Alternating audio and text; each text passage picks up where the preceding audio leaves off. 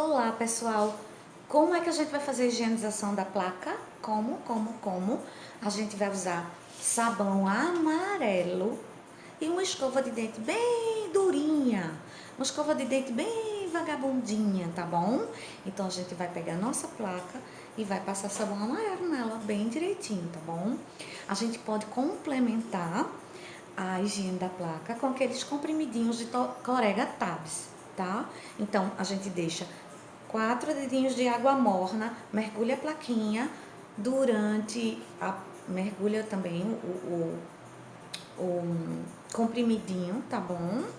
E a gente deixa 4 minutinhos e ali vai matar todas as bactérias e vai ficar tudo bem limpinho, tá bom? Não esqueçam de higienizar a placa.